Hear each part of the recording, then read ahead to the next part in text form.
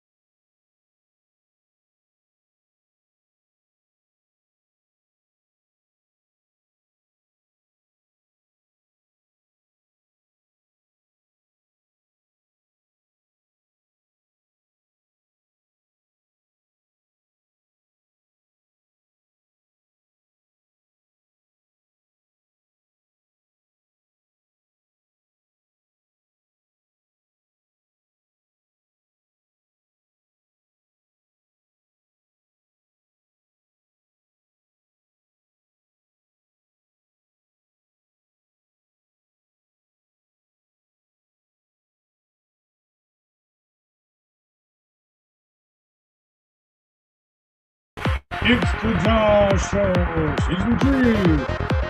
A common satire podcast designed to save the world or possibly end it. Brought to you in part by S3ep13. You can find us on YouTube, Facebook, and Instagram. Check out my page for more info. Don't forget to like and subscribe. Join me every Friday at 3 p.m. here, live on the Josh Show. You can find us everywhere. Join my evil empire today.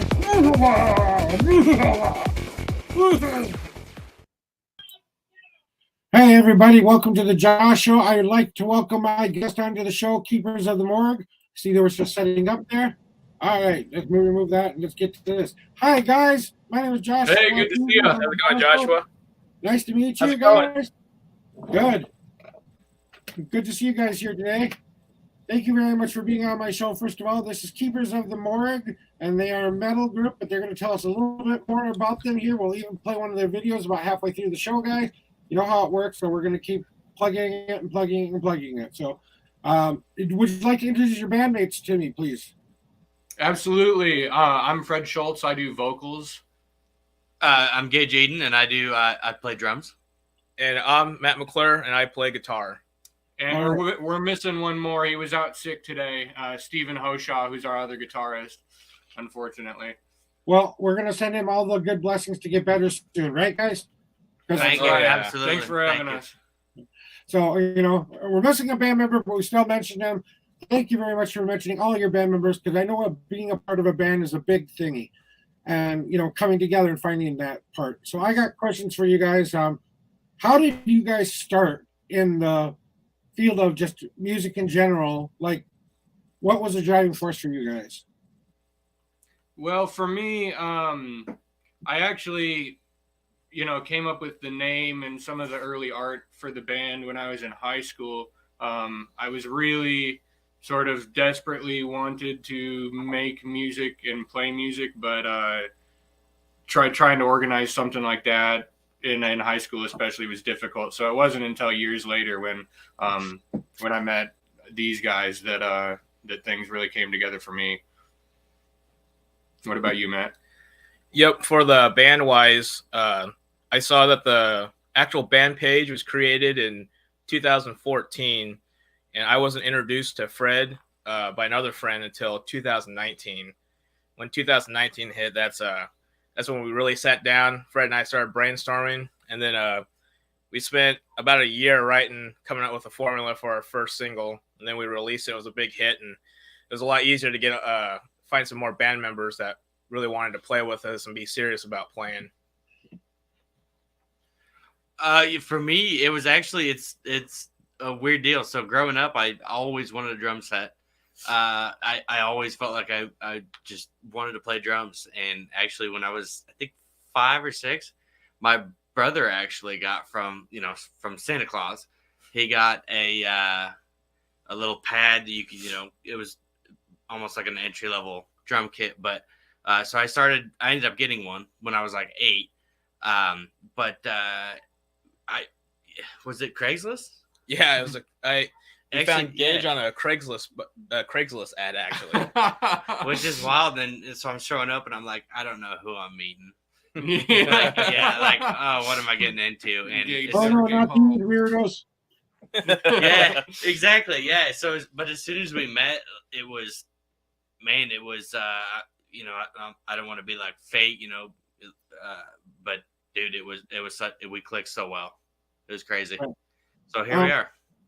There you are. And I know you can't speak for your other band member, but it's important to realize, guys, that becoming a band is something that is uniquely, you have to find the right mesh, the right people, the right kind of song to play, the right kind of thing to do. What kind of drove you guys forward to choosing the genre or kind of music you're playing? Was there any specific thing in your life that made people want you to play metal, heavy metal, loud metal? For me, I just felt like it's a genre of music where the emotional expression is very clear and it's very not held back. It's pretty raw, and and maybe it's kind of a cynical way, but I feel like negative emotions for people tend to be the most strong and the most lasting. So, an expression of that or a release of that through music, I think, can get like is can be a very like involving and intimate thing for a person. Yeah. Agreed. For me, Right. oh, sorry. No, I said for me, it was pretty close to similar. The heavier metal genres had always captured me because their shows had the most energy at them. And even though everyone wants to think that metal fans are just rowdy, smelly, whatever people, it was such a strong knit community compared to some of the other genres I had experienced, like going to shows and stuff. And then on top of that, what you said about everything is very straightforward in it. There's not too much like I love poetry and stuff. I don't like. There's not so much double entendre to where you have to Google what's the meaning of this song or what's the meaning of these lyrics. It's very straightforward and in your face. I'm gonna bounce off that real quick. So two things. Obviously, as a drummer, it's super intense. So this type of music is as a drummer, it's like, man, I want to do the most stuff possible. But also, yeah. So it's funny because I'm a professional in my daily life. So I wear either polos or suits or whatever. So I'm not the person you would expect to be at these shows or whatnot. But exactly what these guys have said, the passion in this type of music is unmatched in any other. You got top 40 and a lot of that's good, and I don't want to bash it, but I just feel like it's it's A and B, it's click, it's what's a cookie cutter, and here it's like there's true passion in the metal genre. So between that and the fact that like as a drummer, like you're way more active than just doing just a standard rock beat. I mean, you can't beat it. Can't beat it. Well, one of the reasons I fell in love with metal was because it was that negative outlet that I needed at the time. Sometimes those negative emotions come out so strongly. You need something to scream to yell to put out into the universe sometimes. So that's what drew me to metal personally, was that I could be more free with my angry emotions, my negative emotions, than I could be with my positive. Yeah, I like the poppy songs too, like everyone else likes them. But the metal, when you talk about the fans and the people who are in such tight community with it, it's never been more true than in the metal community. Because I'll tell you, they find a band, they stick to a band, usually, until they break up or do something else, right? But, exactly. Absolutely. Yeah, come back together. It's an outlet for that anger with, you don't want to go out and it's do anything. tour. Yeah, exactly. Yeah. You can get that emotion out and I guess really, I know it's cliche, but we're like really feel it. Really feel it. When you guys go ahead. I think that's why a lot of young people sort of find their taste for this sort of music in like the early teens sort of age. I think that's when, as a person, you're sort of the cushioning is being removed slowly as the years add on, and you're sort of waking up to how real the world can be. And some people are more fortunate than others, and I think that for young people that are just experiencing heavy emotions like that, for the first time, I think that type of music can really be something productive for them. Yeah. Now that you're together in your band and going up on stage and performing, what's it like for you guys to be up there in front of your fans, your crowd? What are you trying to tell them when they're coming to your shows? Well, we haven't played a show in a while, but we've got our first one coming up next week here. We have one on the 16th and one on the 21st, but it's super exciting. Even down to the smallest venue, or some of the larger ones that we've played. They're all equally fun, and it's all it's something that I wanted to do since I was a kid, at least. Yes, and aside from just the pure adrenaline rush, I think it's also super cool that a lot of thought and effort has been put into the music and lyric writing, and so it's super exciting to get on stage. And like, there's always that nervousness, but that nervousness is instantly crushed with what us trying to get our message out and show just the hard work we put into this. Mm-hmm. I don't know that I have anything to add to that. What they both said. You get up on stage and it's like you're conveying a message, and you see people out in the crowd that, like you were saying, you have your emotions and you're just letting them go. And like you see people out there that are, you know, whether or not they're a fan, have been a fan, or a new person, they're letting it go. And it's like, so we're conveying the message and they're relaying their emotions. And yeah, I know it's cliche, but it's exhilarating, I guess. There's also, you know, you can make as much music as you want and release it on the internet, and you know, you can see the numbers go up and believe that a person has listened to it or get a comment, and you know, but you don't see that person face to face, or you don't see their reaction, you don't hear their opinion on it often. Most people don't leave comments, so Exactly. To see somebody that's, you know, that is listening to your music and to see their reaction in person, I think is the best part. Yeah, definitely. You know, when you're up on stage and you're conveying the message, is there a specific message you're trying to convey, or is there is it more broad based, kind of here's all those songs kind of mushed together, this is what it kind of means, but we're going to leave the interpretation up to you, kind of a deal? Or how does it work with you guys, at least? So on this upcoming album of ours, 9 Pages of Treachery, it's a little more diverse. There's some songs that have sort of one-off topics or spin-off topics, but in general, our first EP, Genesis of Filth, and many of our music sort of shares a thematic, or shares, you know, a narrative structure that people are free to, you know, read into as much as they'd like. It's sort of around a cult that you know, finds what is more or less interpreted to be like a lost, another lost book of the Bible, sort of second revelations, you know, that contain not necessarily instructions, but a means at least to create and release like a second global catastrophe, like a second global flood. So there's a lot of strong elements of that in there, and the reasonings for it. But we had a single, Man Was Not Meant to Meddle, that was written about simulation theory, and we have some video game songs and stuff like that brewing too. So we're looking to do more with it, have more fun even with it. That's awesome. You know, one of the things we like to promote here on the Josh Show is that different opinions and different things that go on with people in bands and stuff like that. You're my first band, by the way, who's made my show, so thank you. Oh, really? Oh, thank you. Yeah. Thank you so much for having us. Mhm. But you know, it's like, oops, I dropped my smoke. Oops. Don't be burning anything. Yeah. Ah, fire. Well, if it starts on fire, then you know that apocalypse journey thing I keep talking about might kick in. But sounds like you've got the blueprints for my evil plan somewhere around there. So. We might just tucked away. But I guess I want to know if there's anything you want your fans to know about you, and what they need to know about you, because maybe they're discovering you for the first time, and what are they gonna come to, you know, be a part of and experience just as a whole the best you can, you know.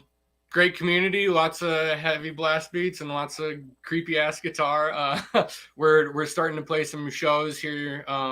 Like I said, we've got our first tour coming up in Omaha and Lincoln on January 16th at the Waiting Room for New Music Monday. And then on the 21st, we're going to be playing in Lincoln, Nebraska at the 1867 bar. So if you're in the Omaha area or in Nebraska, or we have some things possibly coming up in other states too. So we're looking to touch as many people as we can in our area and in the country. Yeah, if you guys want to contact them, I put their information down below. They can be contacted at that email. You also go to their YouTube site and check them out too as well. So I got that scrolling along for you guys. So that's happened a couple of times during the show, just to kind of show you where you can find the Keepers of the Morgue. I think I'd like to play a little bit of what you guys got going on here. So I'm going to share my screen, and I'm going to go back to doing fun stuff like that. Oops, no, wrong one. So people trying to stop my evil plan. You know how it goes. There we go. There's your screen. Okay, now Chrome tab. Now there we go. So share DT screen. Okay, so all right, we're gonna play the song. We'll be right back, guys.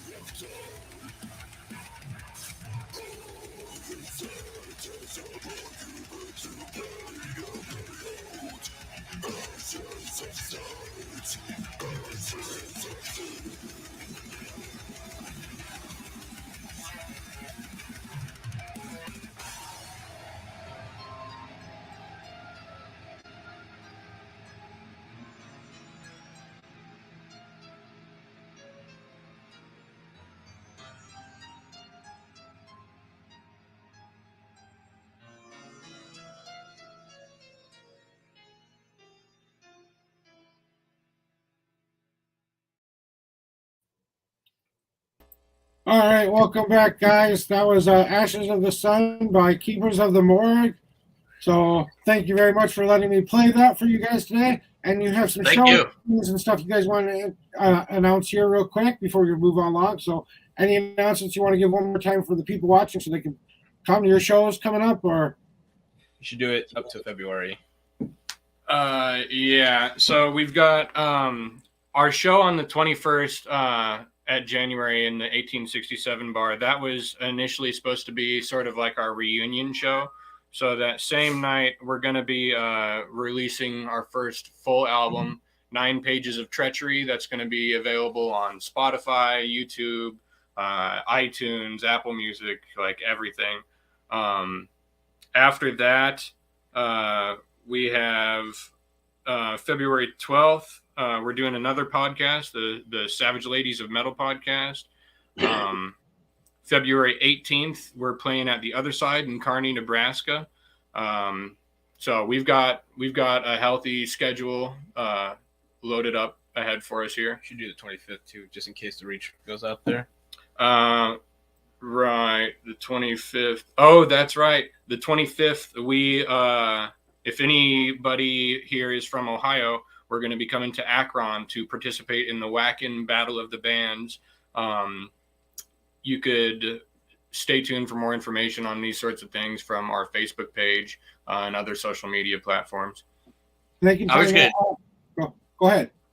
I was just gonna add, like, as far as like bands go, everybody says come meet the band, everything, but at these shows, like, seriously, before we play, after we play, like, come chat with us.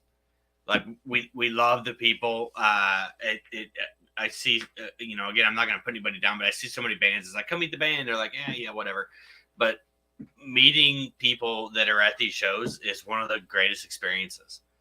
I love, whether you're there to support us or another band, it doesn't matter. I don't care. I know these guys don't care. Like, if you're at these shows, come say hi. We love it. Mm-hmm, Absolutely exactly. love it. I love meeting people.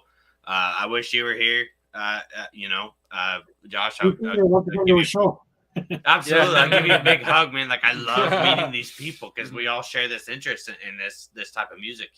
It's not left for everybody. So, like I said, whether you're there for us or another band on these tickets, it doesn't matter. We share the interest, and I love it. And we've got some really good core people that have stuck with us for the last couple of years now too. People on Facebook, people on the internet, people local that have listened to the music consistently when we're producing stuff, when we were on hiatus. And so we're very thankful to have those people and to be able to see them at the shows. Well, I know why you guys are really here today. To start my evil plan. Well, I got a question for you guys. If you could change the world with one thought, you can't use it for yourself, you have to use it for everybody. Snap your fingers and make the world a better place. What would you do to make the world a better place? What are the rules here? Only rule is you can't use it for yourself. You have to use it for the whole world. I would snap my fingers and spread our species out into a bunch of different planets. I would get all our eggs out of one basket because I think obviously sooner or later. Maybe this is a weird answer. Maybe it's not what you're expecting, but I think our entire species is going to die if we stay on the same rock. So that would be my approach. All right. I like it. Next. For me, it's communication. Everything's so divided, like between politics or you name it. Like, just talk, man. I have friends that are whatever it is, you name it, whatever the divide is, and just talk. It doesn't, like, we can disagree, and it's not a bad thing. Just communication. You'll get through anything. So that's communication. Awesome. Mine would be if I could snap my fingers, instill selflessness in everyone. I feel a lot of problems could be fixed if a lot of people are more selfless, not so worried about their own agenda, and just took like 5 minutes to help out their neighbor or their friend or something. I think that would solve a lot of issues. And that's what we are all about here on the Josh Show, guys, is we're about those kind of things. Hey, you want to put more people on different planets?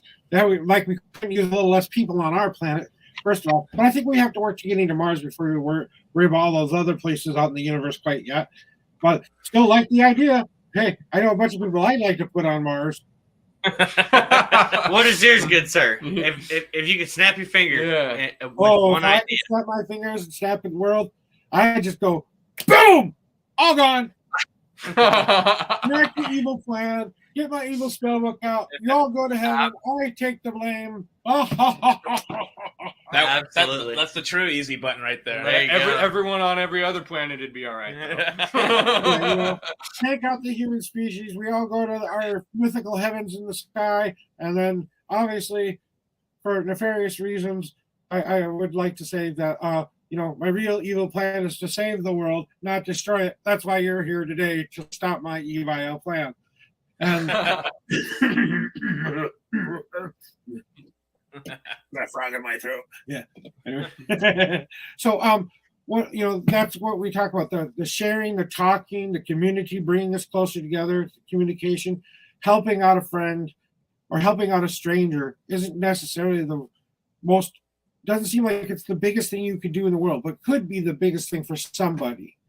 That one act of kindness, that one time you talk and communicate to someone who you don't agree with, maybe you understand them a little bit better. They understand you a little bit better. Maybe you still don't agree on a lot of things, but hey, at least we came together and we at least talked about it first. And then, if we're sharing everything and trying to go around doing everything that we really need to be doing, that's what we're really, really about. And it shouldn't take a super villain to bring us together. It should just be something that we do on an everyday basis. But it seems like it takes a catastrophe for us to do anything important in this world. So waiting for the flood. I thought I'd threaten you all with blowing up the world. Maybe you all change your mind or something like that. But it's cool. I agree with you. You don't if you agree with everyone in your circle, expand your circle. Right. That's all I gotta say to that. Step out of your comfort zone a little bit. Yeah. It's interesting how you worded it, where it takes a catastrophe for everyone to have one focus point before they come together versus doing it on their own. I think that's interesting. Yeah. Well, it seems like, in our world today, we are very divided by a lot of different things. Your politics, your religion, your sexual orientation, the color of your skin, the places you grew up, the way you grew up, all of that stuff seems to be dividing us. If we just realize that stuff doesn't divide us, it actually shows us how we can be closer together. Those differences are there 100%. to show us that, hey, something else is out there that I haven't experienced yet. Maybe I want to go check out a metal show. Maybe I want to go check out this band called Keepers of the Morgue, because all I want to do is experience something new, different that I haven't experienced before. Especially being a teenager or a kid or a young man was going out to their first show. Okay, I'll tell you my fun story. Okay, I live in Minneapolis back when Guns N' Roses and Metallica were running together. I ran for tickets to the J.C.Penney store, got in line, tripped, broke my ankle, wasn't able to get tickets, didn't get in line in time, and was like, I ran for those tickets. I camped out all night for those tickets. And then to get this far from the door and going, damn it, I can't walk anymore. Oh man, it was a hard fought battle for me. I to this day I've only seen one band that's in the heavy metal genre, and that was Metallica.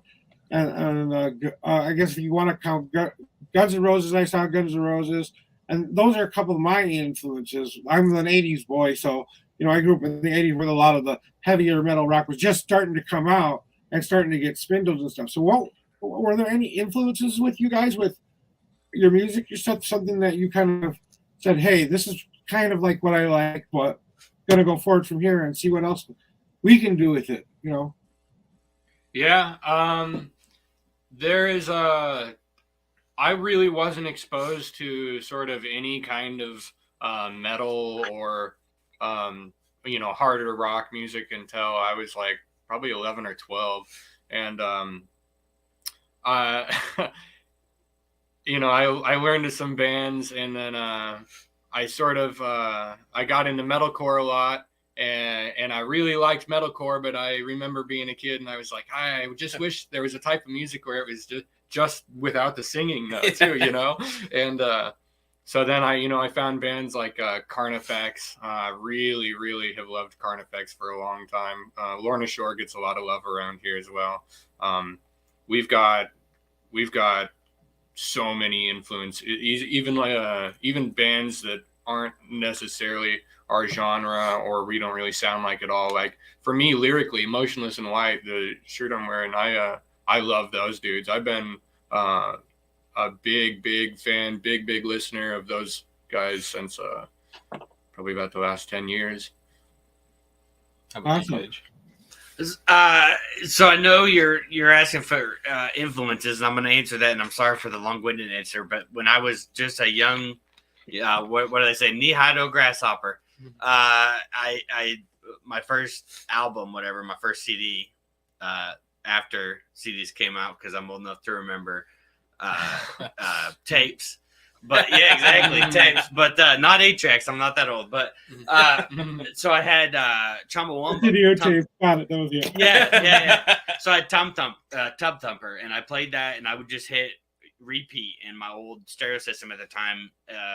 I ruined the CD actually playing Tub Thumper, and then I got to I played whatever, but it got to the point where it was Blue October, and they had, I think Foiled was the album, and then which had Hate Me, and it had What If We Could, and I heard that like the distortion in the guitar, and I was like, man, what's this? So then it transitioned to like Atreyu and Slipknot Volume 3, and I'm like, man, like this is pretty heavy, and how far can we go?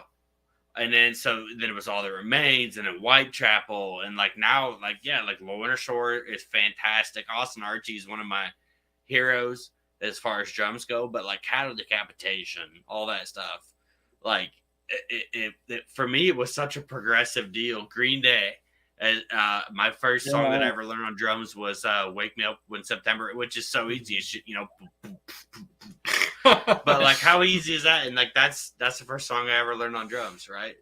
Way back when that come out, 05, something like that. Yeah, something like that. I think. Yeah, Perfect.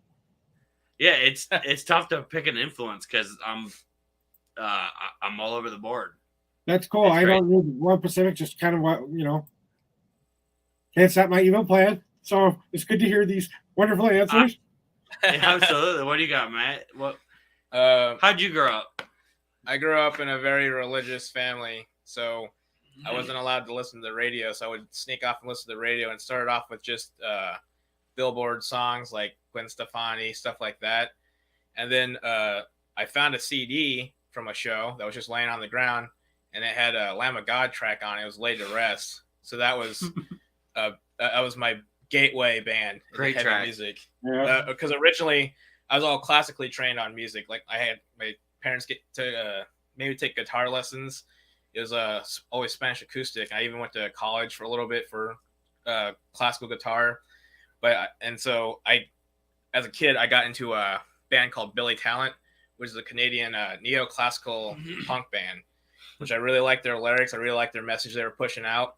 But then again, back to that, Lamb of God was my gateway into heavier and heavier stuff. And then the energy from the heavy metals, even though some of it seemed like it was a lot easier music because I was all about playing hard music at the time. The message and the energy in the community is what drew me in. I never looked back after that. Cool. Well, you guys have been an awesome interview today. I really do appreciate you guys for stopping by. This is Keepers of the Morgue. Thank you for having us. It means a lot, man. Yeah, thanks for reaching out. We appreciate it more than you know. I really do appreciate you guys being here. I got one last thing to do, and I play my last clip, and then we'll say goodbye to you guys. But thank you very much once again for joining us here on the Josh Show. This has been Keepers of the Morgue here on the Josh Show. Don't forget to check them out at their link here, keepersofthemorgue@gmail.com, and their link bio stuff. That's just the Keepers of the Morgue stuff, so you know what they're at. And also, you can see them on YouTube as well at Keepers of the Morgue 91931. And then you can view some of their other videos if you guys want to see that as well. So thank you guys very much for being here, and we will see you guys later. Hi, welcome to the J.A.W. Show. I want to thank you for being here today. Don't forget to like and subscribe my page. I am on YouTube, Facebook, and Twitch. You can find me on multiple different streaming platforms like Instagram, TikTok, LinkedIn. I'm on Reddit. I'm on a bunch of them. If you want to find out more, you can check out my link tree link that I will be posting here in a little bit. I really want to thank you for being a part of my show today. This is not a test of the emergency. This is not a test. This is not a test. This is not a test of the emergency broadcast system, the J.A.W. Show EBS. This is not a test. This is the J.A.W. Show. Hey, if you're interested in being on my show and want to promote your business, your talent, your crafting, or any other useful, unique business skill or unique talent, and you would like to be on my show, I do an interview show where I will headline you for about 15 minutes. I will ask you questions about you, the who's, what's, where's, and whys of your business. Then after 15 minutes, we will talk about how we can bring us closer together by trying to save the world and stopping my evil plan. Don't forget to tune in every Friday on Facebook at 3 p.m. and on YouTube at 3 p.m. and on Twitch at 3 p.m. Central Standard Time. All right. If you'd like to be on my show, don't forget to send me a message on Facebook, or you can check out all of my contact information in my link tree. Thank you for joining us today and have a great day. Remember, I am watching you and I will enact my evil plan.